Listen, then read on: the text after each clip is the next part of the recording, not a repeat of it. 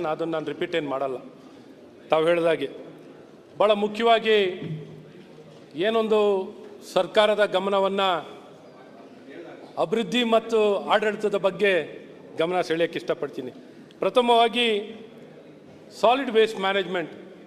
ಈ solid waste management ಅನ್ನು ನಿರ್ವಹಣೆಯನ್ನು ಮಾಡಲಿಕ್ಕೆ ಆದಾಯವನ್ನು ಸಂಗ್ರಹ ಮಾಡಬೇಕು ಅನ್ನೋಂಥ ದೃಷ್ಟಿಯಲ್ಲಿ ಅದರದ್ದೇ ಆದಂಥ ವೆಚ್ಚವನ್ನು ಒಂದು ಮಟ್ಟಕ್ಕೆ ಭರಿಸಬೇಕು ಅನ್ನೋಂಥ ಕಾರಣದಲ್ಲಿ ಸರ್ಕಾರವು ಸ್ಥಳೀಯ ಸಂಸ್ಥೆಗಳಲ್ಲಿ ಸಾಲಿಡ್ ವೇಸ್ಟ್ ಮ್ಯಾನೇಜ್ಮೆಂಟ್ ಸೆಸ್ ಅಂತ ಪ್ರಾರಂಭವನ್ನು ಮಾಡ್ತಾರೆ 2011ರಲ್ಲಿ. 1,000 ರೂಪಾಯಿವರೆಗೂ ಮ್ಯಾಕ್ಸಿಮಮ್ ಅಂದರೆ 1,000 ರೂಪಾಯಿವರೆಗೂ ಕಲೆಕ್ಟ್ ಮಾಡಲಿಕ್ಕೆ ಕರ್ನಾಟಕ ಮುನ್ಸಿಪಾಲ್ಟಿ ಆ್ಯಕ್ಟಲ್ಲಿ 1976ಅಲ್ಲಿ ಒಂದು ಪ್ರಾವಿಷನನ್ನು ಮಾಡ್ಕೋತಾರೆ. ಆ ಪ್ರಾವಿಷನಲ್ಲಿ ಏನು ಭಾಳ ಸ್ಪಷ್ಟವಾಗಿ ಹೇಳ್ತಾರೆ, ಏನು ರಸ್ತೆಗಳನ್ನು ಗುಡಿಸ್ಲಿಕ್ಕೆ, ಪಾರ್ಕು ಮತ್ತು ವೇಸ್ಟನ್ನು ಕಲೆಕ್ಟ್ ಮಾಡಲಿಕ್ಕೆ, ಟ್ರಾನ್ಸ್ಪೋರ್ಟ್ ಮಾಡಲಿಕ್ಕೆ ಈ ಸೆಸ್ಸನ್ನು ಹಾಕುವಂಥದ್ದು ಮಾಡ್ತೀವಿ ಅಂತ. ಇದಾದ ನಂತರ ಕೇಂದ್ರ ಸರ್ಕಾರದಲ್ಲಿ ಒಂದು 2016 ರೂಲ್ ಒಂದು ಬರುತ್ತೆ ಸಾಲಿಡ್ ವೇಸ್ಟ್ ಮ್ಯಾನೇಜ್ಮೆಂಟ್. ಇಲ್ಲಿ ಸ್ಟೇಟ್ ಆ್ಯಕ್ಟಲ್ಲಿ ಸೆಸ್ಸನ್ನು ಹಾಕೋತಾರೆ. ತಿರ್ಗಾ ಆ ಕಾರಣವನ್ನು ಬಳಕೆಯನ್ನು ಮಾಡಿಕೊಂಡು solid waste management user fee, solid waste management cess ಬೇರೆ, ಅದಲ್ಲದೆ ಈಗ ಸಾಲಿಡ್ ವೇಸ್ಟ್ ಮ್ಯಾನೇಜ್ಮೆಂಟ್ ಯೂಸರ್ ಫೀಯನ್ನು ಹೇರೋಕ್ಕೆ ಪ್ರಾರಂಭವನ್ನು ಮಾಡ್ತಾರೆ. ಏನು ಕಳೆದ ವರ್ಷದಿಂದ ಸಾಲಿಡ್ ವೇಸ್ಟ್ ಮ್ಯಾನೇಜ್ಮೆಂಟ್ ಫೀಸನ್ನು ಹಾಕೋದು ಬೇರೆ ಬೇರೆ ರಾಜ್ಯಕ್ಕೆ ನಾವು ಹೋಲಿಸ್ಕೊಂಡಾಗ ಇವರೇನು ತಂದಿದ್ದಾರೆ solid waste management user fee ಬಹಳ ಹೆಚ್ಚಳವಾಗಿದೆ. ನಮ್ಮವರು ನಮ್ಮ ಬೆಂಗಳೂರಿನ ಉಪಮುಖ್ಯಮಂತ್ರಿಗಳು, ಕರ್ನಾಟಕ ರಾಜ್ಯದ ಉಪಮುಖ್ಯಮಂತ್ರಿಗಳು, ಬೆಂಗಳೂರು ಜಿಲ್ಲಾ ಅಭಿವೃದ್ಧಿ ಸಚಿವರು ಚೆನ್ನೈ ಬಗ್ಗೆ ಹೇಳ್ತಾ ಇದ್ರು, ಭಾಳ ಚೆನ್ನಾಗಿದೆ ವೇಸ್ಟ್ ಮ್ಯಾನೇಜ್ಮೆಂಟ್, ಚೆನ್ನಾಗಿ ಮಾಡ್ತಿದ್ದಾರೆ ಚೆನ್ನೈ ನಗರದಲ್ಲಿ, ಭಾಳ ಚೆನ್ನಾಗಿ ಉತ್ತಮವಾಗಿ.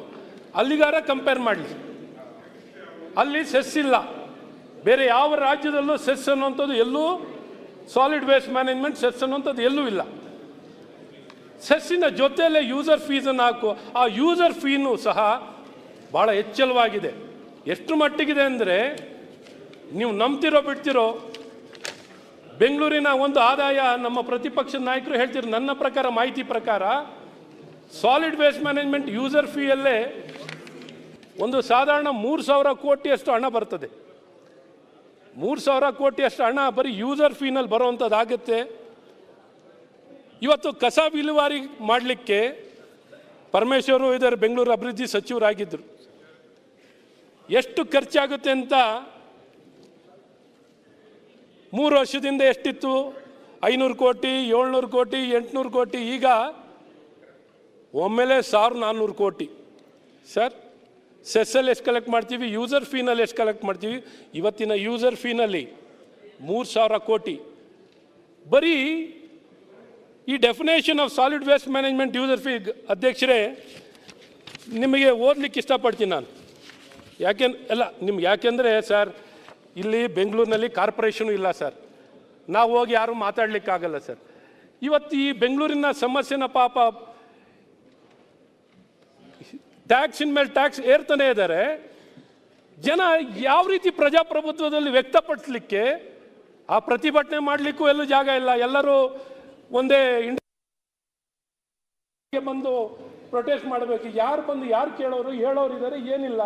ಹಾಗಾಗಿ ಅಲ್ಲ, ಈಗ ತಂಗಡಿಗೆ ನಗು ಬರ್ತಿದೆ. ಅಶ್ವಥ್ ನಾರಾಯಣ ಅವರೇ, ಖುಷಿ.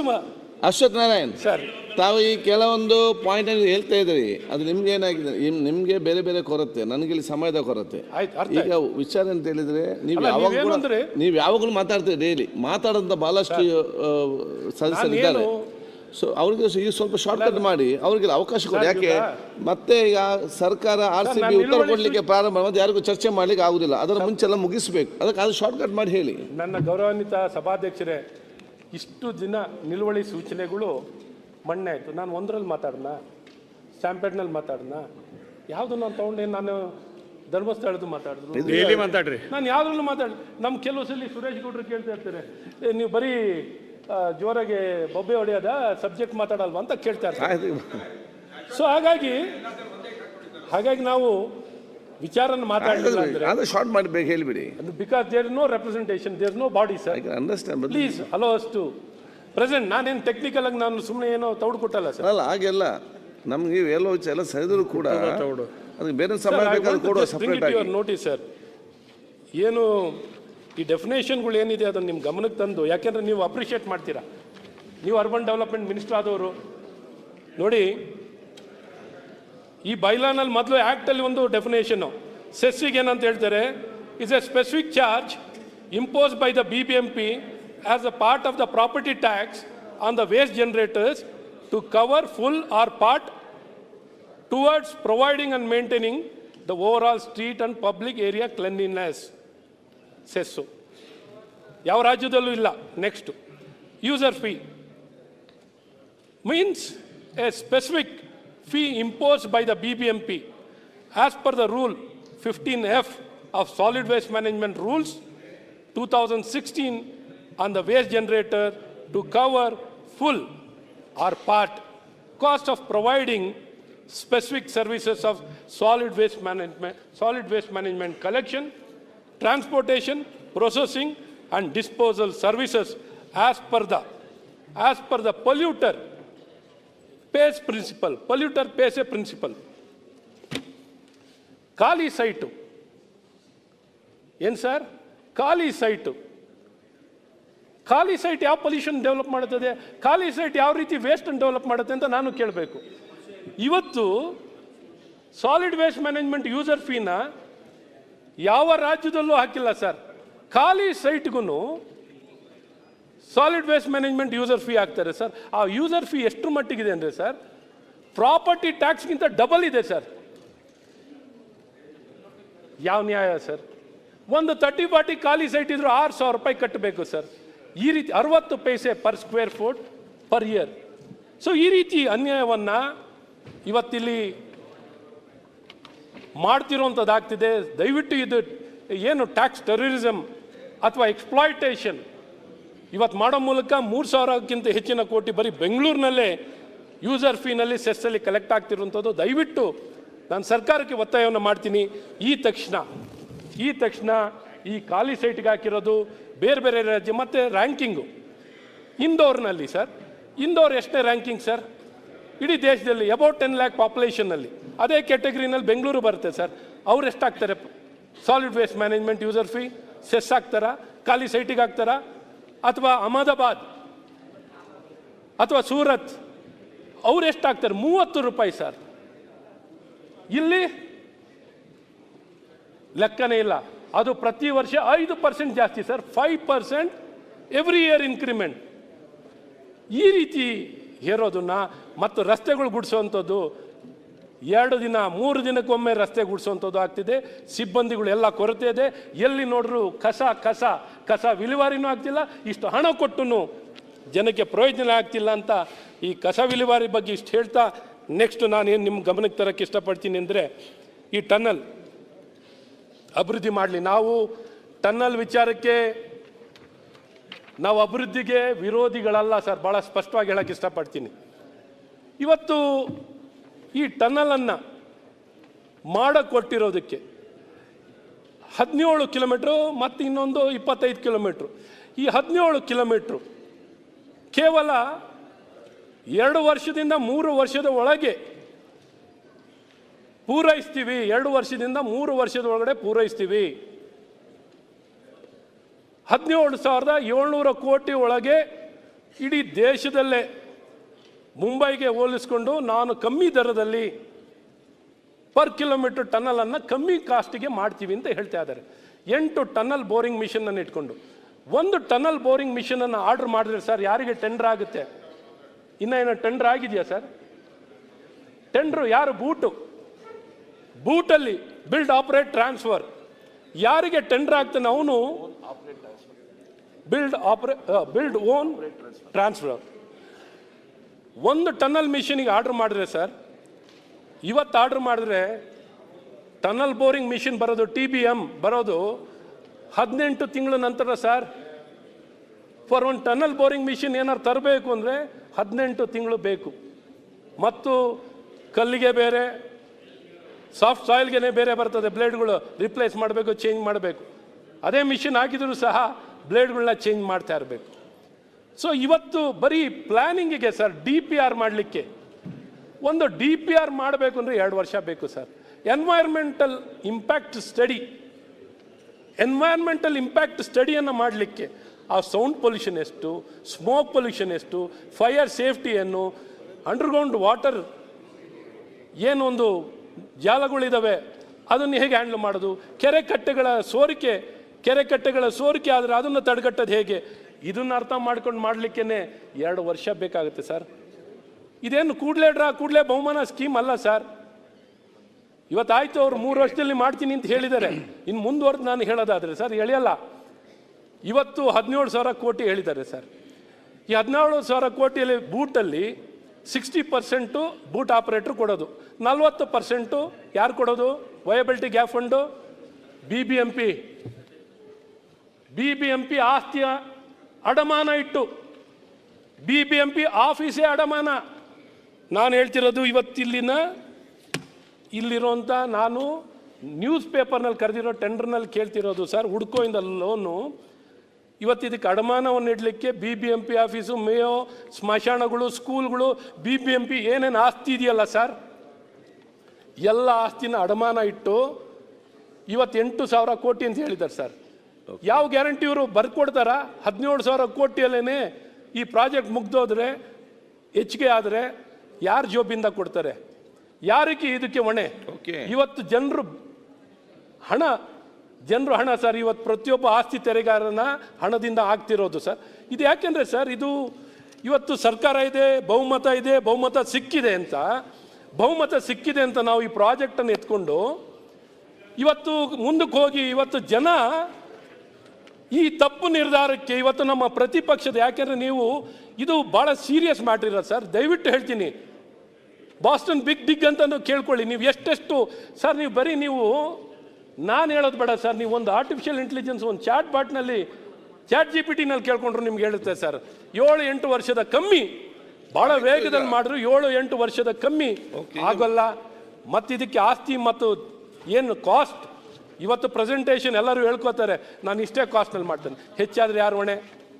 ಈ ಮುಂಚೆನೂ ಹುಡ್ಕೋ ಲೋನು ಇಂದಿನ ಆಗ ಬಿಟ್ವೀನ್ 1999-2004ನಲ್ಲೂ ಹುಡ್ಕೋಯಿಂದ 1,000 ಕೋಟಿ ಲೋನ್ ತೊಗೊಳ್ತಾರೆ ಸರ್.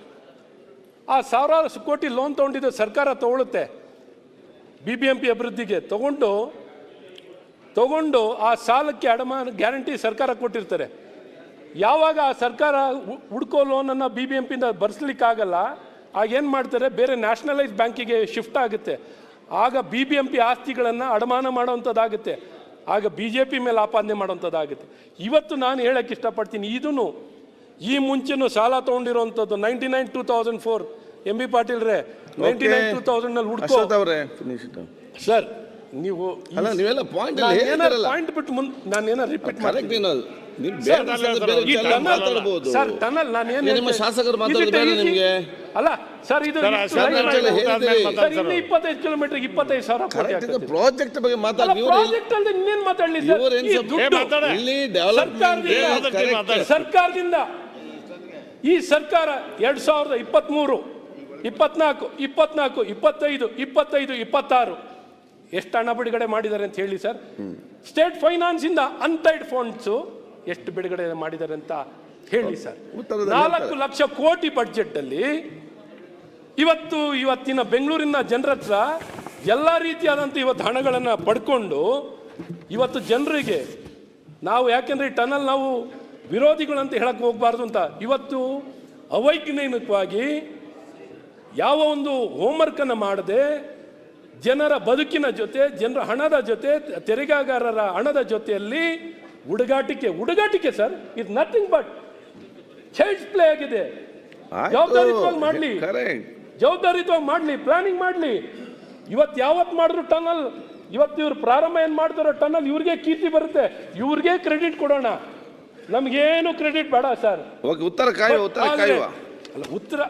ಉತ್ತರ ಕೊಡ್ಲಿ, ಆದ್ರೆ ನಾವು ಹೇಳೋದು ಹೆಜ್ಜೆ ಬಿಟ್ಟು ಹೋಗ್ಬೇಕು ಅಂತ ಬರೇ ಬಿಟ್ಟು ಹೋದ್ರೆ ಕಷ್ಟ. ಓಕೆ. ಹಾಗೆ ನೆಕ್ಸ್ಟ್ ಸರ್, ಅಡ್ವರ್ಟೈಸ್ಮೆಂಟ್ ಪಾಲಿಸಿ ಡೆವಲಪ್ಮೆಂಟ್ಗೆ ಅದಕ್ಕೆ ಸಂಬಂಧ ಏನು? Advertisement policy sir. ಈಗ ಅವರು ಕರೆಕ್ಟ್ ಪ್ರಶ್ನೆ ಕೇಳ್ತಾ ಇದ್ದಾರೆ. ಈಗ ಡೆವಲಪ್ಮೆಂಟ್ ಪಾಲಿಸಿ ಬಗ್ಗೆ ಆಡಳಿತ ಅಭಿವೃದ್ಧಿ ಕರೆಕ್ಟ್ ಸರ್. ಪಾಲಿಸಿ ಇಲ್ಲ. ಈಗ ಬೇರೆ ಬೇರೆ ಎಮರ್ಜೆನ್ಸಿ ಕೇಸಲ್ಲೆಲ್ಲ ಮಾತಾಡುವವರು ಇದ್ದಾರೆ. ಈಗ ಸರ್ ನಮ್ಮ ಬಾಯಿನ ನಾವು ಹೇಳ್ದ ಆಲ್ರೆಡಿ ಕಾರ್ಪೊರೇಷನ್ ಬಾಯಿಂತೂ ಮುಚ್ಚಿಸ್ಬಿಟ್ಟಿದ್ದೀರಾ ಇಲ್ಲಿ. ಬೆಳಕಿಗೆ ತರ್ತೆ ನೀವೇ ಹೇಳಿದ್ರಿ ಯಾರಿಗೂ ತೊಂದರೆ ಆಗದ ರೀತಿಯಲ್ಲಿ ಯಾರಿಗೂ ನೇರವಾಗಿ ಆಪಾದನೆ ಮಾಡಿ ನಾನೇನಾರು ಆಪಾದನೆ ಮಾಡಿ ನಂಗಾಗ್ತುಂಟಲ್ಲ ಟೈಮ್ ಮುದ್ದು ಹೋಗ್ತಾ ಇದೆ. ನೀವು ರಾತ್ರಿ ಎಲ್ಲ ಸರ್ ಎಲ್ಲರಿಗೂ ತೌಡು ಕೊಟ್ಟಾಗ ಸೋಸಲ್ಲಿ ಯಾರ್ಯಾರಿಗೂ ಬಿಟ್ಟಿದ್ದೀರ. ಟೈಮ್ ಇಲ್ಲಲ್ಲ, ಫ್ಯಾಕ್ಟ್ ಮಾತಾಡ್ತಿದ್ದೀನಿ. ಲೆಟ್ ಮಿ ನಾ ಹೇಳೋದ್ರಲ್ಲಿ subject to correction. Advertisement policy ನಗರಸಭಾ ಸದಸ್ಯರು ಸಮಸ್ಯೆನ ಅರ್ಥ ಮಾಡಿಕೊಂಡು which was a big menace regulate ಮಾಡ್ಲಿಕ್ಕೆ ಆಗ್ತಿರ್ಲಿಲ್ಲ. ಆದಾಯ ಬರೀ 20 ಕೋಟಿ ಬರ್ತಿತ್ತು ಸರ್. 20 ಕೋಟಿ ಆದಾಯ ಅಡ್ವರ್ಟೈಸ್ಮೆಂಟ್ನಲ್ಲಿ ಬರ್ತಿತ್ತು ಸರ್. ಆ 20 ಕೋಟಿಯಲ್ಲಿ ಬರೀ ಲೀಗಲ್ ಫೀಗೆ 20 ಕೋಟಿ. ಸನ್ಮಾನ್ಯ ಸಭಾಧ್ಯಕ್ಷರೇ, ನಮ್ಮ ಉಪಮುಖ್ಯಮಂತ್ರಿಗಳು ಹೇಳಿಕೆ ಕೊಡ್ತಾರೆ. ಬಟ್ ಒಂದು ತಿಳ್ಕೊಳ್ಳಿ, ಈ ಟನಲ್ನಲ್ಲಿ ಕಾಸ್ಟು ಉಳಿದೆಲ್ಲ ಟನಲ್ಸ್ ಕಂಪೇರ್ ಮಾಡ್ಕೊಂಡು ಮುಖ್ಯಮಂತ್ರಿಗಳು ಒಂದನ್ನ ಈಗಾಗಲೇ ಹೇಳಿದಾರೆ. ಅದನ್ನ ನಿಮ್ದೆಲ್ಲ ಬೇರೆ ಬೇರೆ ರಾಜ್ಯಗಳಲ್ಲಿ ಬೇರೆ ಬೇರೆ ಎಲ್ಲ ಟನಲ್ ಮಾಡಿದಾರಲ್ಲ, ಅದಕ್ಕೆ ಕಂಪೇರ್ ಕಾಸ್ಟ್ ಪರ್ ಕಿಲೋಮೀಟರ್ ಬಹಳ ವ್ಯತ್ಯಾಸ ಇದೆ. ಅವ್ರು ಕೊಡ್ತಾರೆ, ಉತ್ತರ ಕೊಡ್ತಾರೆ. ಇದೆಲ್ಲ ಯಾವಾಗ ಒಪ್ಕೋಬೋದು? ಎಂ ಬಿ ಪಾಟೀಲ್ ಸಾಹೇಬ್ರು ಒಂದು ಬಂಗಾರದ ಮಾತುಗಳನ್ನ ಅಂದರೆ, ನೀವೆಲ್ಲ ಪೂರ್ತಿ ಪ್ರಾಜೆಕ್ಟನ್ನು ಮುಗಿಸಿ ಆಗ ನೀವು ಹೇಳಿರಲ್ಲ, ಆಗ ಈ ಕಾಸ್ಟಲ್ಲಿ ಮಾಡಿದ್ದೀನಿ ಅಂತ ಹೇಳಿದಾಗ ನಿಮ್ಮ ಮಾತುಗಳೆಲ್ಲ ಒಪ್ಕೊಳ್ತೀನಿ. ನಾನೇನು ಪ್ರಾಕ್ಟಿಕಲ್ ಆಗಿ ಮಾತಾಡ್ತಿದ್ದೀನಿ, ಇಂಪ್ರಾಕ್ಟಿಕಲ್ ಆಗಿ ಇವತ್ತೇ ಸವಾಲ್ ಆಗ್ತೀನಿ. 3 ವರ್ಷದಲ್ಲಿ ಈ ಪ್ರಾಜೆಕ್ಟು ಖಂಡಿತ ಮುಗಿಯಲ್ಲ, ಈ ಕಾಸ್ಟಲ್ಲೂ ಮುಗಿಯಲ್ಲ. ಇದ್ರ 2 ಪಟ್ಟು ಮತ್ತು ಇದ್ರ 2 ಸಮಯ ಆಗುತ್ತೆ. 3 ವರ್ಷದಲ್ಲಿ ಆಗಲ್ಲ. ಆಯ್ತು. ಅಡ್ವರ್ಟೈಸ್ಮೆಂಟ್ ಬಗ್ಗೆ ಸಭಾಧ್ಯಕ್ಷರು ನಾನು ಏನು ಹೇಳಕ್ಕೆ ಪ್ರಯತ್ನ ಮಾಡ್ತಿದ್ದೀನಿ ಅಂದರೆ, ನಗರಸಭಾ ಸದಸ್ಯರಿಗೆ ತಿಳುವಳಿಕೆ ಇತ್ತು. ಏನೊಂದು ಪಾಲಿಸಿಯನ್ನು ನೋಡಿದ್ರು ದುರ್ಬಳಕೆ ಆಗ್ತಿತ್ತು, ಜನ ಅದರ ಲಾಭವನ್ನು ಪಡ್ಕೊಂಡು ದುಡ್ಡು ಮಾಡ್ತಿದ್ರು, ಕಾರ್ಪೊರೇಷನ್ಗೆ ಆದಾಯ ಬರ್ತಿರ್ಲಿಲ್ಲ. ಇದು ಸರ್ಕಾರಿ property, BBMP property, private property, ಈ 3 ಪ್ರಾಪರ್ಟಿಯಲ್ಲಿ ಅಡ್ವರ್ಟೈಸ್ಮೆಂಟ್ ಹೋರ್ಡಿಂಗ್ ಹಾಕ್ಲಿಕ್ಕೆ ಅವಕಾಶ ಇತ್ತು ಸರ್. ಸರ್ಕಾರ ಮತ್ತು BBMP ಪ್ರಾಪರ್ಟಿನಲ್ಲಿ ಹಾಕಿದ್ರೆ ಓಕೆ ಸರ್. ಪ್ರೈವೇಟ್ ಪ್ರಾಪರ್ಟಿನಲ್ಲಿ ಹಾಕೋದನ್ನ ರೆಗ್ಯುಲೇಟ್ ಮಾಡೋಕ್ಕಾಗಲ್ಲ ಅಂತಾನೆ 2014ರಲ್ಲಿ 15ರಲ್ಲಿ ಕಾರ್ಪೊರೇಷನ್ ನಿಶ್ಚಯ ಮಾಡ್ತಾರೆ. Advertisement hoarding is been banned in the city of Bengaluru ಅಂತ ಬಹಳ ಸ್ಪಷ್ಟವಾಗಿ ಬೃಹತ್ ಬೆಂಗಳೂರು ಮಹಾನಗರ ಪಾಲಿಕೆಯ ಲಿಮಿಟ್ಸ್ ಅಲ್ಲಿ there is no question of advertisement hoardings ಇಲ್ಲ ಅಂತ ಅನ್ನೋದನ್ನ ಕ್ಲಿಯರ್ ಕಟ್ ಆಗಿ ಬ್ಯಾನ್ ಮಾಡ್ತಾರೆ. ಅದನ್ನು 2018ರಲ್ಲಿ ಸರ್ಕಾರ ಆಜ್ಞೆ ಹೊರಡಿಸುತ್ತೆ, ಆಜ್ಞೆ ಆಗುತ್ತೆ. ಇವತ್ತು ಮತ್ತೊಮ್ಮೆ ಈಗಿರುವಂಥ ಬಸ್ ಶೆಲ್ಟರ್ ಎಷ್ಟು ಲೀಗಲ್ ಇದೆ, ಎಷ್ಟು ಇಲ್ಲೀಗಲ್ ಇದೆ ಸರ್ಕಾರ ಹೇಳಿ. BBMPನಲ್ಲಿ ಲೀಗಲಿ ಎಷ್ಟು ಬಸ್ ಶೆಲ್ಟರ್ ಇದೆ, ಎಷ್ಟು ಇಲ್ಲೀಗಲ್ ಇದೆ, ಎಷ್ಟು ಸ್ಕೈ ವಾಕ್ ಲೀಗಲ್ ಇದೆ, ಎಷ್ಟು ಇಲ್ಲೀಗಲ್ ಇದೆ, ಎಷ್ಟು ಅಂಡರ್ ಪಾಸಲ್ಲಿ ನೀವು ನೋಡ್ಬೋದು. ಮೇಕ್ರಿ ಸರ್ಕಲ್ನಿಂದ ಬರ್ತೀರಾ ಸರ್, ಆ ಮೇಕ್ರಿ ಸರ್ಕಲ್ ಅಲ್ಲಿ ತುಂಬ ಅಂಡರ್ ಪಾಸ್ಗಳಲ್ಲಿ ಇಲ್ಲೀಗಲ್ ಆಗಿರುವಂಥ ಅಡ್ವರ್ಟೈಸ್ಮೆಂಟ್ ಏನಾದ್ರು ತೆಗೆದಾಕ್ಲಿಕ್ಕೆ ಏನೋ ಮಾಡ್ಲಿಕ್ಕಾಗಿದೆಯಾ? ಒಂದು ಸ್ಟೇ ಕೋರ್ಟಿಗೆ ಹೋಗೋದು, ಒಂದು ಸ್ಟೇ ತರೋದು, ಇಲ್ಲೀಗಲ್ ಆಗಿ ದುಡ್ಡು ಕಟ್ಟದೆ ಏನು ಕಟ್ಟದೆ ಇಲ್ಲೀಗಲ್ ಆಗಿ ಮುಂದುವರಿಯೋದು, ಇಲ್ಲೀಗಲ್. ಇನ್ನು ಪ್ರೈವೇಟ್ ಜಾಗದಲ್ಲಿ ಹೋರ್ಡಿಂಗ್ ಹಾಕ್ಲಿಕ್ಕೆ ಕೊಟ್ಟರೆ ಇವ್ರು ಹೇಗೆ ರೆಗ್ಯುಲೇಟ್ ಮಾಡ್ತಾರೆ? 200 ಮೀಟ್ರ್, ಮೊದಲು 150 ಮೀಟ್ರಿಗಿತ್ತು, ಇವತ್ತು 200 ಮೀಟ್ರಿಗೆ ಒಂದು ಹೋರ್ಡಿಂಗು. ಯಾವ ಮನೆಗೆ ಅಂತ ಕೊಡ್ತಾರೆ ಸರ್? ಯಾವ ಬಿಲ್ಡಿಂಗಿಗೆ ಅಂತ ಕೊಡ್ತಾರೆ ಸರ್? ರಾತ್ರಿ ಹೋರ್ಡಿಂಗ್ ಬರುತ್ತೆ, ಒಂದು ಕೋರ್ಟಿಗೆ ಹೋಗ್ತಾನೆ, ಒಂದು ಸ್ಟೇ ತರ್ತಾನೆ. ಅವನಿಗೆ ಹೋರ್ಡಿಂಗ್ ಹಾಕ್ಲಿಕ್ಕೆ ಕೊಡ್ತಿರೋ, ಇವನಿಗೆ ಹೋರ್ಡಿಂಗ್ ಹಾಕ್ಲಿಕ್ಕೆ ಕೊಡ್ತಿರೋ? ಯಾರು ಬೇಕಾದ್ರೂ ಹೋರ್ಡಿಂಗ್ ಹಾಕೋಬೋದು ಸರ್. ಮತ್ತು ನಿಮಗೆ ಗೊತ್ತಿದೆ road safety visual LED screen ಅನ್ನು ಹಾಕೊಂಡ್ರೆ LED ಸ್ಕ್ರೀನ್ ಮೂವ್ ಆಗ್ತಾ ಇರುತ್ತೆ. LED ಸ್ಕ್ರೀನಿಂದ ಮೂವ್ಮೆಂಟ್ ಇದ್ದಾಗ ರೋಡ್ ಸೇಫ್ಟಿ, ರೋಡ್ನೆಲ್ಲ ಸೇಫ್ಟಿ ಕಾಪಾಡಲಿಕ್ಕಾಗುತ್ತೆ. ವಿಜುವಲ್ ಪೊಲ್ಯೂಷನ್ ಏನಿದೆ ಇದನ್ನು ಅರ್ಥ ಮಾಡ್ಕೊಂಡೇನೆ ನಿರ್ಬಂಧನೆ ಹಾಕುವಂಥದ್ದಾಗಿದೆ. ದಯವಿಟ್ಟು ನಾನು ಈ ಅಡ್ವರ್ಟೈಸ್ಮೆಂಟ್ ಪಾಲಿಸಿ ವಿಚಾರದಲ್ಲಿ ಸರ್ಕಾರವನ್ನು ಈ ಮುಂಚೆ ನಿರ್ಬಂಧನೆ ಆಗಿದೆಯೋ ಅದೇ ರೀತಿ ನಿರ್ಬಂಧನೆಯನ್ನು ಮಾಡಲಿಕ್ಕೆ ಮಾಡಿ ಅಂತಲೂ ಒತ್ತಾಯವನ್ನು ಮಾಡ್ತೀನಿ. ಹಾಗೆ ನಮ್ಮ ಬೆಲೆ ಏರಿಕೆ ವಿಚಾರದಲ್ಲಿ ಮಾತಾಡಿದ್ದಾರೆ. ಓಕೆ, ಇವತ್ತು ಬೆಂಗಳೂರು ನಗರದಲ್ಲಿ ನಾನು ಹೇಳಕ್ಕೆ ಇಷ್ಟಪಡ್ತೀನಿ ಸರ್, ಬಿ ಖಾತಾ ಎ ಖಾತಾ ಹೇಳಿದಿರಿ. ಖಾತಾ ಇರೋದು ಒಂದೇ. ಎಲ್ಲರೂ ಇದೆಯಾ ಸರ್? ನಿಮ್ಗೆ ಗೊತ್ತಿದ್ರೆ ಹೇಳಿ. ಬಿ ಖಾತಾ ಅಂತ ಯಾವ್ದಾರು ಇದೆಯಾ ಸರ್? ಎ ಖಾತಾ ಅಂತ ಇದೆಯಾ ಸರ್? ಇವತ್ತು ಸರ್ಕಾರನೇ ಬಿ ಖಾತಾ ಕೊಡ್ತೀನಿ, ಎ ಖಾತಾ ಕೊಡ್ತೀನಿ, ಬಿ ಖಾತೆಯಿಂದ ಎ ಖಾತಾ ಮಾಡ್ತೀನಿ ಅಂತ ಎಲ್ಲಿದೆ ಸರ್ ಅದು? ಯಾವ ಆ್ಯಕ್ಟಲ್ಲೂ ಇಲ್ಲ, ಯಾವ ಆ್ಯಕ್ಟಲ್ಲೂ ಇಲ್ಲ, ರೆವಿನ್ಯೂ ಆ್ಯಕ್ಟಲ್ಲೂ ಇಲ್ಲ. ಯಾವ ಆ್ಯಕ್ಟಲ್ಲಿ ಇದ್ರೆ ಅವ್ರು ತೋರಿಸ್ಬೇಕು ಸರ್.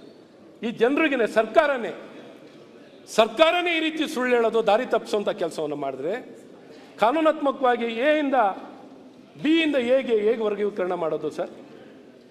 ಈ ರೀತಿ ದಾರಿ ತಪ್ಪಿಸುವಂಥದ್ದು ಸರ್ಕಾರದಿಂದ, ಜನರಿಂದ ಹಣವನ್ನು ಪಡ್ಕೊಳ್ಳಿಕ್ಕೆ, ಜನರಿಗೆ ಮೋಸ ಮಾಡಲಿಕ್ಕೆ ಸರ್ಕಾರನೇ ಮುಂದೆ ನಿಂತಾಗ ಯಾವ ರೀತಿ ನ್ಯಾಯವನ್ನು ಕೊಡಲಿಕ್ಕಾಗತ್ತೆ? ಮತ್ತು ಹೌಸಿಂಗ್ ಸರ್, ಹೌಸಿಂಗ್ ವಿಚಾರದಲ್ಲಿ ಮುಖ್ಯಮಂತ್ರಿ ಗೃಹ ನಿರ್ಮಾಣ ಯೋಜನೆ ಬೆಂಗಳೂರು ನಗರದಲ್ಲಿ ನೀವು ನೋಡಿದ್ದೀರ. ಲೋಕಲ್ ಬಾಡಿ, ಹೌಸಿಂಗ್ ಮತ್ತು ಕೇಂದ್ರ ಮೂರನ್ನು ಸೇರಿಕೊಂಡು ಕನ್ವರ್ಜೆನ್ಸ್ನಲ್ಲಿ ಹೌಸಿಂಗ್ ಮಾಡಬೇಕು. ಹೌಸಿಂಗ್ ಡಿಪಾರ್ಟ್ಮೆಂಟ್ಗೂ BBMPಗೂ ಏನು ಕನೆಕ್ಷನ್ ಇಲ್ಲ, ಲೋಕಲ್ ಬಾಡಿಗೂ ಕನೆಕ್ಷನೇ ಇಲ್ಲ ಸರ್. ಕನ್ವರ್ಜೆನ್ಸ್ ಅನ್ನೋದೇ ಇಲ್ಲ. ಈಗ ನೋಡಿ, 1 ಲಕ್ಷ ಮನೆ ನಿರ್ಮಾಣ ಮಾಡಬೇಕು ಅಂತ ನಿಶ್ಚಯ ಆಗಿದೆ. ಯಾವಾಗ? 2016ರಲ್ಲಿ 2016ರಲ್ಲಿ ನಿಶ್ಚಯ ಆಗಿದೆ ಸರ್. ಇವತ್ತು 2025. ಇವತ್ತಿಗೂ ಒಂದು 10,000 ಮನೆ ನಿರ್ಮಾಣ ಆಗಿರ್ಬೋದು, ಹ್ಯಾಂಡ್ ಓವರು ಒಂದು 2,000 ಮನೆ ಆಗಿರ್ಬೋದು. ಮುಖ್ಯಮಂತ್ರಿಗಳ ಗೃಹ ಯೋಜನೆ. ಇಲ್ಲಿ ಮನೆಗಳು ತೊಗೊಂಡಿರೋರಿಗೆ ಸರ್, ನ್ಯಾಷನಲೈಸ್ ಬ್ಯಾಂಕಿಂದ ಸಾಲ ಕೊಡ್ಸೋಕ್ಕಾಗ್ತಿಲ್ಲ ನಮ್ಮ ಹೌಸಿಂಗ್ ವಸತಿ ಇಲಾಖೆಯವರು. NBF ಅವ್ರ ಹತ್ರ ಹೋಗಿ ಸಾಲ ಇವತ್ತು 15%, 16%, ಮನ ಬಂದಂತೆ ಯೂಸರ್ ಚಾರ್ಜ್. ಇವತ್ತು ವಸತಿ ಇಲಾಖೆಯ ರಾಜೀವ್ ಗಾಂಧಿ ಹೌಸಿಂಗ್ ಕಾರ್ಪೊರೇಷನ್ ಅವರೇ NBF ಹತ್ರ ಹೋಗಿ ಸಾಲ ತಗೊಳ್ಳಿ. ನ್ಯಾಷನಲೈಸ್ ಬ್ಯಾಂಕಲ್ಲಿ ಈ ಮನೆಗಳು ಸರ್, ದಟ್ ಅಸೆಟ್ ಇವತ್ತು ನಾವು ಕೊಡ್ತಿರೋದು 25 ಲಕ್ಷ ರೂಪಾಯಿವರೆಗೂ ಬೆಲೆ ಇದೆ. ಇವ್ರಿಗೆ ಬೇಕಾಗಿರೋ ಸಾಲ 5 ಲಕ್ಷ ರೂಪಾಯಿ ಸರ್, 5-6 ಲಕ್ಷ ರೂಪಾಯಿ, 6 ಲಕ್ಷ ರೂಪಾಯಿ ಸಾಲ ಬೇಕಾಗಿದೆ. ಇದನ್ನು ಒದಗಿಸ್ಲಿಕ್ಕಾಗದೆ ಜನ ಅರ್ಜಿ ಹಾಕ್ಲಿಕ್ಕೂ 50,000 ರೂಪಾಯಿ ಮಾಡಿದ್ದಾರೆ. 1 ಲಕ್ಷಕ್ಕೆ ಅರ್ಜಿ ಕರೆದಿರು. ಇವತ್ತು ಬೆಂಗಳೂರಿನಲ್ಲಿ ಲಕ್ಷಾಂತರ ಮನೆ ಬೇಕಾಗಿದೆ ಸರ್. ಅರ್ಜಿ ಹಾಕಿರೋರು ಎಷ್ಟು ಗೊತ್ತಾ ಸರ್? ಬರೀ 45,000. ಬರೀ 45,000 ಪೀಪಲ್ ಮುಂದಕ್ಕೆ ಹೋಗಿ ಅರ್ಜಿ ಹಾಕಿರೋದು. ನಿಮ್ಗೆ ಅಂಕಿ ಶಂಕಿ ಕೊಟ್ಟಿದ್ದು ಸರ್. ಅಂದರೆ people are not able to apply. ಇವತ್ತು ನಿಮ್ಮ ಗ್ರಾಮೀಣ ಭಾಗದಲ್ಲಿ ಆಶ್ರಯ ಯೋಜನೆಯಲ್ಲಿ ನೀವು ದುಡ್ಡು ಇಸ್ಕೋತೀರಾ ಸರ್? ದುಡ್ಡು ಇಸ್ಕೋತೀರಾ ಸರ್? ನೀವು ಜಾಗ ಕೊಟ್ಟು, ನಿವೇಶನ ಕೊಟ್ಟು ಮನೆ ಕೊಡ್ತೀರಾ? ಇಲ್ಲಿ ನಿವೇಶನ ಬಿಡಿ ಸರ್, ಮನೆ ಕೊಡಿ ಅಂತ ಕೇಳ್ತಾರೆ ಬಡವರು. ಅವ್ರಿಗೆ 50,000 ರೂಪಾಯಿ ಕೊಟ್ಟು ಅರ್ಜಿ ಹಾಕ್ಲಿಕ್ಕೆ 50,000 ಮನೆಗೆ ಅರ್ಜಿ ಹಾಕ್ಲಿಕ್ಕೆ ದುಡ್ಡಿಲ್ಲ ಸರ್. ಸೊ ಇಂಥ ಪರಿಸ್ಥಿತಿಯಲ್ಲಿ ಸರ್ಕಾರ ಇವತ್ತು ವಸತಿ ಇಲಾಖೆ ಆಗಲಿ, ಒಂದು ನಗರ ಆಗಲಿ, ಒಟ್ಟಿಗೆ ವರ್ಕ್ ಮಾಡ್ದೇನೆ ಈ ಒಂದು ಸಿಟಿ ಬಡವರು ಬೇವರು ಸುರಿಸಿ, ಬೇವರು ಸುರಿಸ್ತಿರೋಂಥ ಜನಕ್ಕೆ ಒಂದು ಸೂರನ್ನು ಕೊಡ್ಲಿಕ್ಕೆ ಆಗಲ್ಲ ಒಂದು ಸರ್ಕಾರದಲ್ಲಿ. ಅಂದರೆ ಯಾವ ರೀತಿ ಕೆಲಸಗಳು ನಡೆಯುತ್ತೆ ಸರ್? ಇವತ್ತು ಶಿಕ್ಷಣ, ಇವತ್ತು ನಿಮಗೆ ಗೊತ್ತಿದ್ದ ಹಾಗೆ ಅಂಕಿಅಂಶಗಳು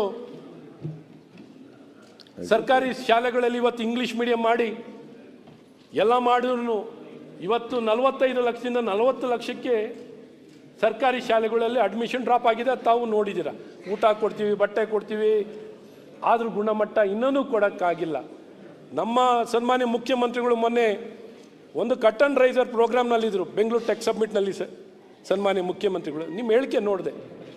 50% ಅಷ್ಟು ಜನ ಆರ್ಟಿಫಿಷಿಯಲ್ ಇಂಟೆಲಿಜೆನ್ಸ್ನಲ್ಲಿ ಸ್ಕಿಲ್ ಇರುವಂಥ ಭಾರತದಲ್ಲಿರುವಂಥ ಆರ್ಟಿಫಿಷಿಯಲ್ ಇಂಟೆಲಿಜೆನ್ಸ್ನಲ್ಲಿ ಸ್ಕಿಲ್ ಇರುವಂಥ ಜನ 50% ನಮ್ಮ ಬೆಂಗಳೂರಿನಲ್ಲಿದ್ದಾರೆ ಅಂತ ಸನ್ಮಾನ್ಯ ಮುಖ್ಯಮಂತ್ರಿಗಳು ಹೇಳಿಕೆ ಕೊಟ್ಟರು. ತಾವು ಕೊಟ್ಟಿರೋ ಅಂಥ ಹೇಳಿಕೆ ನಾನು ನಿಮ್ಮ ಗಮನಕ್ಕೆ, ಯಾಕೆಂದರೆ ಯಾವಾಗಲೂ ಸಾಮಾಜಿಕ ನ್ಯಾಯ, ಬಡವರ ಪರವಾಗಿ ನೀವು ಯಾವಾಗಲೂ ಕಾಳಜಿ ವಹಿಸ್ತಾ ಇರ್ತೀರ ಸರ್. ಆದರೆ ಈ ಟರ್ಮ್ನಲ್ಲಿ ನೀವು ಬಂದಾಗಿಂದ ನಾವು ನೋಡ್ತಿರೋದು ಸರ್, ಇದು ಯಾವುದು ಕಾಣ್ತಿಲ್ಲ ಸರ್. ಇವಾಗ ನಾನು ಮುಖ್ಯವಾಗಿ ನಿಮಗೇನು ಹೇಳೋಕ್ಕೆ ಇಷ್ಟಪಡ್ತೀನಿ ಅಂದರೆ, ಬಡವರಿಗಂತೂ ನಮ್ಮ ನಗರದಲ್ಲಿ ಮನೆಗಳೇ ಸಿಗಲ್ಲ ಸರ್. 50,000 ರೂಪಾಯಿಗೆ ನೀವು ನಿಮ್ಮ 2016ರಲ್ಲಿ ಘೋಷಣೆ ಮಾಡಿದ್ರಲ್ಲ ಸರ್, 1 ಲಕ್ಷ ಅರ್ಜಿಗಳು ಕರೆದಿದ್ರಿ ಸರ್. ಇವತ್ತರೆಗೂ ಬರೀ ಅರ್ಜಿ ಹಾಕಿರೋದು ಬರೀ 45,000 ಸರ್. ಇನ್ನು ಬೇರೆಯವ್ರಿಗೆ 50,000 ಕೊಟ್ಟು ಅರ್ಜಿ ಹಾಕ್ಲಿಕ್ಕೂ ದುಡ್ಡಿಲ್ಲ ಸರ್. 7ನೇದು ಶಿಕ್ಷಣದ ಬಗ್ಗೆ ಹೇಳ್ತಿದ್ದೆ ಸರ್. ಆರ್ಟಿಫಿಷಿಯಲ್ ಇಂಟೆಲಿಜೆನ್ಸ್ನ ಸೊಸೈಟಲ್ ಈಕ್ವಲೈಸರ್ ಅಂತ ಸರ್, ಸಮಾನತೆಯನ್ನು ಕೊಡಲಿಕ್ಕೆ ಗುಣಮಟ್ಟದ ಶಿಕ್ಷಣವನ್ನು ಇವತ್ತು ಕುಗ್ರಾಮದಲ್ಲೂ ಕೊಡಬೇಕು ಅಂದರೆ ಆರ್ಟಿಫಿಷಿಯಲ್ ಇಂಟೆಲಿಜೆನ್ಸ್ನ ತಾವು ಶಿಕ್ಷಣದಲ್ಲಿ ಅಡಾಪ್ಟ್ ಆಗಬೇಕು ಸರ್, ಆರೋಗ್ಯದಲ್ಲಿ ಅಡಾಪ್ಟ್ ಆಗಬೇಕು ಸರ್, ಗವರ್ನೆನ್ಸ್ನಲ್ಲಿ ಅಡಾಪ್ಟ್ ಆಗಬೇಕು ಸರ್. ಆರ್ಟಿಫಿಷಿಯಲ್ ಇಂಟೆಲಿಜೆನ್ಸ್ ಇರೋದು ಬೇರೆ ದೇಶಕ್ಕೆ ಸೇವೆ ಕೊಡಲಿಕ್ಕಲ್ಲ ಸರ್, ಇಲ್ಲಿ ನಮ್ಮಲ್ಲಿ, ನಮ್ಮ ಸಮಾಜದಲ್ಲಿ, ನಮ್ಮ ವ್ಯವಸ್ಥೆಗಳಲ್ಲಿ ಇದಕ್ಕೆ ದುಡ್ಡು ಖರ್ಚಾಗಲ್ಲ ಸರ್. ನೀವು ಇವತ್ತೇನು ದುಡ್ಡು ಖರ್ಚು ಮಾಡ್ತಿದ್ದೀರಲ್ಲ ಸರ್, ದುಡ್ಡು ಖರ್ಚು ಮಾಡ್ತಿರೋದನ್ನು ಕಡಿವಾಣ ಆಗುತ್ತೆ ಸರ್. ಗುಣಮಟ್ಟದ ಸೇವೆಯನ್ನು ಕೊಡಲಿಕ್ಕೆ ಸಾಧ್ಯವಾಗುತ್ತೆ ಅಂತ ನಿಮ್ಮ ಗಮನಕ್ಕೆ ತರಲಿಕ್ಕೆ ಇಷ್ಟಪಡ್ತೀನಿ. This is the greatest revolution ನೀವು ಮಾಡಲಿಕ್ಕಾಗುತ್ತೆ ಸರ್. ನೀವು ಮಾಡಿ, ಸಂಪನ್ಮೂಲ ಇದೆ, ಜನ ಇದ್ದಾರೆ, ಟೆಕ್ನಾಲಜಿ ಇದೆ, ಅಳವಡಿಸ್ಕೊಳ್ಳುವಂಥ ಕೆಲಸಗಳು ಆದರೆ ತಾನಾಗ್ತಾನೆ ಗುಣಮಟ್ಟದ ಶಿಕ್ಷಣ ಯಾರೂ ಆಯ್ತು ಸರ್. ಪ್ರೈವೇಟ್ ಸ್ಕೂಲಿಗೆ ಯಾರೂ ಹೋಗಲ್ಲ ಸರ್, ಗೌರ್ಮೆಂಟ್ ಸ್ಕೂಲಲ್ಲೇ ಗುಣಮಟ್ಟವನ್ನು ಕೊಡ್ಲಿಕ್ಕಾಗುತ್ತೆ, ಗೌರ್ಮೆಂಟ್ ಕಾಲೇಜ್ ಕೊಡ್ಲಿಕ್ಕಾಗುತ್ತೆ, ಆರೋಗ್ಯ ಸೇವೆಯಲ್ಲಿ ಗುಣಮಟ್ಟ ಕೊಡ್ಲಿಕ್ಕಾಗುತ್ತೆ, ಆಡಳಿತದಲ್ಲಿ ಗುಣಮಟ್ಟ ಕೊಡ್ಲಿಕ್ಕಾಗುತ್ತೆ. ಸನ್ಮಾನ್ಯ ಸಭಾಧ್ಯಕ್ಷರೇ, ನಗರದಲ್ಲಿ ಈಗಾಗಲೇ ಹೇಳ್ದಂಗೆ ಪಾಟೋಲ್ ಬರೀ ಊರಲ್ಲಿ ಮನೆಯಿಂದ ಆಚೆ ಹೋದವರು ಮನೆಗೆ ವಾಪಸ್ ಬರ್ತಾರೆ ಅಂತ ಹೇಳಕ್ಕಾಗಲ್ಲ ಸರ್. ಎಲ್ಲಿ ನೋಡಿದ್ರು ಪಾಟೋಲ್ ಸರ್, ಎಲ್ಲಿ ನೋಡಿದ್ರು ಪಾಟೋಲ್ಗಳಿದೆ. ಈ ಪಾಟೋಲ್ಗಳು ಮುಚ್ಚುವಂತ ಕೆಲಸಗಳು ಆಗಿಲ್ಲ, ಆಗಬೇಕು. ಈ ಬ್ರ್ಯಾಂಡ್ ಬೆಂಗಳೂರು ಮಾಡಬೇಕು ಅಂತ ಹೇಳ್ತಾನೆ ಇದ್ದಾರೆ, ಯಾವ ಬ್ರ್ಯಾಂಡ್ ಗೊತ್ತಿಲ್ಲ ನನಗೆ. ಮತ್ತೆ ಆರೋಗ್ಯದ್ದು ಹೇಳಿದ್ರು ಸರ್, ಬೆಂಗಳೂರಿನಲ್ಲಿ ನಿಮಗೆ ಗೊತ್ತಿರಲಿ ಸರ್, ಉಸಿರಾಡೋದಕ್ಕೂ ನಾವು ಟ್ಯಾಕ್ಸ್ ಕೊಟ್ಟೆ ಉಸಿರಾಡೋದಿಲ್ಲಿ, ಉಸಿರಾಡಬೇಕು ಅಂದ್ರೂ ನೀರು ಕುಡಿದ್ರು ಟ್ಯಾಕ್ಸ್ ಕೊಟ್ಟೆ ಕುಡಿಯೋದು ಸರ್. ನಿಮಗೆ ಗೊತ್ತಿರಲಿ ಸರ್, ಒಂದು BWSSBಗೆ ವರ್ಷಕ್ಕೆ ರೆವಿನ್ಯೂ ಎಷ್ಟು ಗೊತ್ತಿದೆ ಸರ್? ಸುಮ್ಮನೆ ನಿಮಗೆ ಬೆಳಕು ಚೆಲ್ಲಕ್ಕೆ ಇಷ್ಟಪಡ್ತೀನಿ. 4,000 ಕೋಟಿ. ಎಷ್ಟು sir? 4,000 crores is a collection in the BWSSB. ಇಲ್ಲಿ ಫ್ರೀ ಅಂತ ಏನು ಇಲ್ಲ ಸರ್. ಮತ್ತೆ ಕರೆಂಟಿನ ಬಗ್ಗೆ ನಮ್ಮ ವೇದವ್ಯಾಸರು ಪವರ್ ಬಗ್ಗೆ, ಪವರ್ ಎಷ್ಟು ಇನ್ಕ್ರೀಸ್ ಆಗಿದೆ ಅಂದ್ರೆ ಸರ್, ಈ ಸರ್ಕಾರ ಬಂದ ನಂತರ ಸನ್ಮಾನ್ಯ ಮುಖ್ಯಮಂತ್ರಿಗಳೇ, ಒಂದೇ ವರ್ಷಕ್ಕೆ ಕಲೆಕ್ಷನ್ ಎಷ್ಟು ಜಾಸ್ತಿ ಆಗುತ್ತೆ ಗೊತ್ತಾ ಸರ್? 16,000 ಕೋಟಿ ಜಾಸ್ತಿ ಆಗಿದೆ ಕಲೆಕ್ಷನ್. 16,000 ಕೋಟಿ ನೀವು ಅಧಿಕಾರಕ್ಕೆ ಬಂದ ನಂತರ ಪ್ರತಿ ವರ್ಷನೂ, ಈಗ ಈ ವರ್ಷ 16,000 ಕೋಟಿ ರೆವಿನ್ಯೂ ಕಲೆಕ್ಷನ್ನು ಬರೀ ಎಸ್ಕಾಮ್ಗಳಲ್ಲಿ 16,000 ಕೋಟಿ ಜಾಸ್ತಿ ಆಗಿದೆ. ಪೆನ್ಷನ್ ಕೊಡ್ಲಿಕ್ಕೆ, ಗ್ರಾಚ್ಯುಟಿ ಕೊಡ್ಲಿಕ್ಕೆ ಬಳಕೆದಾರನಿಗೆ ಸಪ್ರೇಟ್ 36 ಪೈಸೆ ಹಾಕಿದ್ದಾರೆ, ಅದಕ್ಕೊಂದು ಪ್ರೊಟೆಸ್ಟ್ ಮಾಡಿದ್ದಾರೆ. ಇವತ್ತು ಈ ರೀತಿ ಅಲ್ಲ ಸರ್. ಇವತ್ತು ಬೇರೆ ರಾಜ್ಯ, ಒಂದು ಮಹಾರಾಷ್ಟ್ರ ರಾಜ್ಯ 26% ಏರಿಕೆಯನ್ನು ಇಳಿಸ್ಬೇಕು ಅಂತ ಇವತ್ತು ನಾವು ಬೇರೆ ದೇಶದ ಜೊತೆ ಕಾಂಪೀಟ್ ಮಾಡಬೇಕಾಗಿದೆ. ಮ್ಯಾನುಫ್ಯಾಕ್ಚರಿಂಗ್ನಲ್ಲಿ input cost most important is electricity. ಇವತ್ತು ನಾವು ಮ್ಯಾನುಫ್ಯಾಕ್ಚರಿಂಗ್ ಬೇಸ್ ಮಾಡಬೇಕು ಅಂತ ಪಾಪ ನಮ್ಮ ಇಂಡಸ್ಟ್ರಿ ಮಿನಿಸ್ಟ್ರನ್ನು ಪಾಪ ಬೇರೆ ಬೇರೆ ದೇಶಗಳನ್ನ ಬಾರಿನೂ ಭಾಳಷ್ಟು ಕಡೆ ಭೇಟಿ ಮಾಡಿ ಭಾಳಷ್ಟು ಯೋಜನೆಗಳನ್ನ ತರಬೇಕು ಅಂತೆಲ್ಲ ಹೋಗಿ ಬರ್ತಿರ್ತಾರೆ. ಆದರೆ ಇಲ್ಲಿ ಬಂದಾಗ ಇನ್ಪುಟ್ ಕಾಸ್ಟ್, ಒಂದು ಮ್ಯಾನುಫ್ಯಾಕ್ಚರಿಂಗಿಗೆ current is a very important part sir. ಹಾಗಾಗಿ ಬರೀ ಸರ್ ಪೆನ್ಷನ್ ಗ್ರಾಚ್ಯುಟಿ ಬೆಸ್ಕಾಮಲ್ಲಿ ಎಲ್ಲ ಇದೆ ಅಂತಾರೆ ಸರ್, ಪೆನ್ಷನ್ ಗ್ರಾಚ್ಯುಟಿ ಕೊಡೋಕೆ 36 ಪೈಸೆ ಹಾಕಿದ್ದಾರೆ ಸರ್ ಅವ್ರ ನೌಕರರುಗಳು ಕೊಡಕ್ಕೆ. ಈ ರೀತಿ 2,600 ಕೋಟಿ ಅಲ್ಲ. ನೀವು ಚೆಲ್ಲಿದ್ದೀರಿ, ಬಹಳಷ್ಟು ಪಾಯಿಂಟ್ ಇದೆ, ಎಲ್ಲೊಂದು ಬರೆದು ಕೊಡಿ, ಅದನ್ನು ನೋಡ್ಕೊಳ್ತಾರೆ. ಈಗ ಅನಗಜಾನಂದ್ ಅವರೇ, ಸ್ಟ್ರೀಟ್ ಲೈಟ್ ಆಯ್ತು, ಇದೆಲ್ಲ ನಾನು ಮುಖ್ಯಮಂತ್ರಿಗಳಿಗೆ ಒಂದು ನಿಮಿಷ ಸರ್. ಯಾಕೆಂದ್ರೆ ಸರ್, ಯಾಕೆ ಒಂದು ಸ್ವಲ್ಪ ನಾವು ಸಭಾಧ್ಯಕ್ಷರಲ್ಲಿ ಕೇಳ್ಕೊತೀನಿ, ಬೆಂಗಳೂರಿನಲ್ಲಿ ಇವತ್ತು ಚುನಾಯಿತ ಪ್ರತಿನಿಧಿಗಳು ಬೀದಿ ದೀಪ ಸರ್, ರಾಜ್ಯದ ಬಗ್ಗೆ ಬೇರೆಯವ್ರಿಗೆ ಮಾತಾಡಿಕೊಳ್ಳೋದು ಹೇಗೆ? ಎಲ್ಲ ವಿಷಯ ನೀವು ಮಾತಾಡಿದ್ರೆ ಮತ್ತೆ ಅವ್ರು ಏನು ಮಾತಾಡೋದು? ಯಾವ ಸಬ್ಜೆಕ್ಟ್ ಕವರ್ ಮಾಡಿದ್ದೀನಿ ಸರ್? ಇಲ್ಲಿ ಬರೀ 2-3 ಸಬ್ಜೆಕ್ಟ್ ಆಯ್ತು, ಎಲ್ಲ ಸಬ್ಜೆಕ್ಟ್ ಕರೆಂಟ್ ಆಯ್ತು, ಮಾತಾಡಿ ಏನು ಚಾನ್ಸ್ ಇಲ್ಲ. ಹೇಳಿದ್ದನ್ನು ಹೇಳಿಕ್ಕೆ ಆಗುದಿಲ್ಲ ಅವರಿಗೆ. ನಾನು ಹೇಳಿದ್ನ ಹೇಳಲ್ಲ ಸರ್. ಆಯ್ತು, ಬೇರೆ ಮಾತಾಡ. ದಯವಿಟ್ಟು ನಾನು ಕೇಳ್ಕೊಳ್ಳೋದು, ಆಯ್ತು, ಸ್ಟ್ರೀಟ್ ಲೈಟ್ ಮೇನ್ ರೋಡ್ಗಳಲ್ಲೇ ಉರಿಯಲ್ಲ. ಮುಖ್ಯಮಂತ್ರಿಗಳೇ ನೋಡ್ಲಿ ಎಲ್ಲ ಕಡೆ ಎಷ್ಟು ಕಡೆ ಇದೆ ಬೀದಿ ದೀಪ ಉರಿಯುತ್ತದೆ ಅಂತ ನೋಡಿ ಹೇಳಲಿ ನನಗೆ ಸರ್. ದಯವಿಟ್ಟು ನಿಮ್ಗೆ ಹೇಳ್ತಾ ಇದ್ದೀನಿ ಸರ್, ನಡೆಯೋಕ್ಕೆ ಫುಟ್ಪಾತ್ ಇಲ್ಲ sir, walkable footpath. Supreme court 16 ಬಾರಿ ನಮ್ಮವರು ಸುಪ್ರೀಂ ಕೋರ್ಟ್ ಜಡ್ಜ್ಮೆಂಟ್ ಬಂತಲ್ಲ ಸರ್ OCCC ವಿಚಾರದಲ್ಲಿ. ತಕ್ಷಣ ಇಡೀ ದೇಶದಲ್ಲಿ ಪ್ರಥಮವಾಗಿ ಮೊದಲನೇ ರಾಜ್ಯ ಕಡ್ಡಾಯ ಮಾಡಲಿಕ್ಕೆ ಕೊಟ್ಟಿದ್ದು ನಮ್ಮ ರಾಜ್ಯ. ಅದೇ ರೀತಿ ಫುಟ್ಪಾತ್, ವಾಕೇಬಲ್ ಫುಟ್ಪಾತ್ ನಮಗೇನಂದ್ರೆ ಎಕಾಮಿಕ್ಕಿ ಹೋಗಿದ್ದಾರೆ ಸರ್, ಕಂಡಲ್ಲಿ ಹೋಗಿದ್ದಾರೆ ಸರ್. ನಾವು ಅವ್ರು ಏನು ಅನ್ಕೊಂಡ್ಬಿಟ್ಟಾರೆ, ಶಾಸಕರು ಅಂದ್ರೆ ಹೇಳಿದೆಲ್ಲ ಆಗುತ್ತೆ ಅನ್ಕೊಂಡ್ಬಿಟ್ಟಿರ್ತಾರೆ ಸರ್. ಅಶ್ವಥ್ ನಾರಾಯಣ ಅವರೇ, ನಾವು ಅಸಹಾಯಕರಾಗಿ ಎಲ್ಲೋ ನೀವು ಕಾರ್ಪೊರೇಷನ್ ಅಲ್ಲಿ ಮಾತಾಡ್ದೆ, ಇಲ್ಲಿ ಮಾತ್ರ ಸ್ಟ್ರೀಟ್ ಲೈಟ್ ಎಲ್ಲಿ ಇಲ್ಲ, corporation ಫುಟ್ಪಾತ್ ಮಾತಾಡೋದು? ಇಲ್ಲ, ನೀವು ಹೇಳಿದ್ರೆ ಅಸೆಂಬ್ಲಿ ಮಾತಾಡ್ತೀನಿ ಆಗ್ತದ? ಸರ್, ನೀವು ಯಾವ ಈಗ ಬೇರೆ ಬೇರೆ ಕಾರ್ಪೊರೇಷನ್ ದೊಡ್ಡ ವಿಚಾರ ನೀವು ಹೇಳಿದಿರಿ. ಈಗ ನಾನು ಪಾಲಿಸಿ ಮಾಡಿ 2-3 ವಿಚಾರ ಎಲ್ಲ ಯಾವ ಕೂಡ corporation ಈಗ ಮಾತಾಡ್ಬೇಕು ಟನಲ್ ಹೇಳಿ ಬಗ್ಗೆ ಹೇಳಿದಿರಿ, ನಮ್ಮ ಅಡ್ವರ್ಟೈಸಿಂಗ್ ಪಾಲಿಸಿ ಸರ್, ಹೇಳಿದಿರಿ, ಪ್ರತಿಪಕ್ಷ ಇನ್ನೊಂದು ನಾಯಕ. ಹೇಳಿದಿರಿ. ಸರ್, ನಾನು ಯಾವ corporation ಸ್ಟ್ರೀಟ್ ಲೈಟ್ ಎಲ್ಲ ಮಾತಾಡ್ಬೇಕು ಇಲ್ಲಿ ಹೇಳಿ ಕೂತು ಮಾತ್ರ ಪ್ರತಿಯೊಬ್ಬರಿಗೆ ಅಂದ್ರೆ ಪ್ರತಿಯೊಂದು ಯಾವ ನಗರಸಭೆಯಲ್ಲಿ ಕೂಡ ಸಮಸ್ಯೆ ಕಾರ್ಪೊರೇಷನ್ ಇರ್ತದೆ. ಮಾತಾಡಲಿ, ಮುಖ್ಯಮಂತ್ರಿಗಳೇ ಮಾತಾಡಲಿ. ಆಯ್ತು. Sir, Your talk. ನಾವ್ ಏನೋ ಒಂದ್ ಸ್ವಲ್ಪ ಸತ್ಯ ಹೇಳ್ರಿ. ನೀವು ಪ್ರಿಸೈಡಿಂಗ್ ಆಫೀಸರ್ ಅದು ಸರ್, ಕರೆಕ್ಟ್ ಆಗಿ ಎಲ್ಲರೂ ಸುಧಾರಿಸಬೇಕಲ್ಲ. ನೀವು ಅಜ್ಜಿಗೆ ಹೋಗಿ ಬಂದು ನಾವು ಸೀನಿಯರ್ ಮೋಸ್ಟ್ ಮೆಂಬರ್ ಹಾಜಿ ಸಭಾ ಯುಟಿ ಖಾದರ್ಜಿ, ಹಾಜಿ ಅಶ್ವಥ್ ಯುಟಿ ನಾರಾಯಣ ಖಾದರ್ ಅವರು ಅವರು ತಾವಿದ್ದಾಗ ಫುಟ್ಪಾತ್ ಮಾಡ್ಲಿಲ್ಲ, ಈಗ ಇಲ್ಲಿ ಬಂದು ಭಾಷಣ ಹೊಡಿತಾ ಇದಾರ. ನಾವು ಮಾಡಿಲ್ಲ, ಅದಕ್ಕೆ ಇಲ್ಲಿ ಕೂಡ್ಸಿದ್ದಾರೆ. ನಿಮ್ಮನ್ನ ಅಲ್ಲಿ ಕೂಡ್ಸಿದ್ದಾರೆ. ನಮ್ ಸಿದ್ದರಾಮಯ್ಯ ಅವ್ರು ಯಾವಾಗ್ಲೂ ಹೇಳ್ತಾ ಇರ್ತಾರೆ, ಈಗ ನನ್ನನ್ನು ಕೆಲಸ ಸರಿ ಮಾಡಿಲ್ಲ ಅಂತ ನಮ್ ನಿಲ್ ಅಶ್ವಥ್ ಕೂಡ್ಸಿದ್ದಾರೆ. ಅವರೇ, ಈಗ ನನ್ನನ್ನು ಇಲ್ಲಿ ಕೂರಿಸಿ ಯಾಕೆ ನೀವು ಸತಾಯಿಸ್ತೀನಿ ಮಾಡಿ ನನಗೆ? ಅಲ್ಲಿ ಸಮಾಧಾನ ಇರಿ, ಮಾತಾಡ್ಲಿ ಬೇರೆಯವರು. ಸಪರೇಟ್ ಕೊಡುವ ಮಾತಾಡ್ಲಿಕ್ಕೆ. ಆರ್ಟಿಕಲ್ ಬೆಂಗಳೂರು ನಗರ ಬಗ್ಗೆ ಮಾತಾಡ್ಲಿಕ್ಕೆ ಸಪರೇಟ್ ಕೊಡುವ. ಕೇಳ್ತಿರೋದು ಸಣ್ಣ ಸಣ್ಣ ಆಯ್ತು, ಬೇರೆಯವ್ರು ಮಾತಾಡ್ಬೇಕಲ್ಲ, ಟೈಮ್ ಆಯ್ತು. Article more than 20 minutes. Walkable ಆಯ್ತು ಸರ್, ಇನ್ನ ನಾಳೆವರೆಗೂ ಮಾತಾಡ್ಲಿಕ್ಕಿದೆ. ಇಲ್ಲ ನೋಡಿ, ನಿಮಗೆ RCB ಉತ್ತರ ಕೊಡುವಾಗ ಇದನ್ನು ನಾವು ಈ ನಿಮ್ಮ ಚರ್ಚೆಯನ್ನು ಮುಗಿಸಿದ ನಂತರ ಉತ್ತರ ಸಿಕ್ಕುವಂತ ಮತ್ತೆ ನಾಳೆಗೆ ಉತ್ತರ ಆಗ್ತದೆ. ಅದಕ್ಕೆ ನಾನು ಬೇಗ ಮುಗಿಸಿ ಶುಕ್ರವಾರದವರೆಗೂ ಕೊಡಿ, ಇವತ್ತು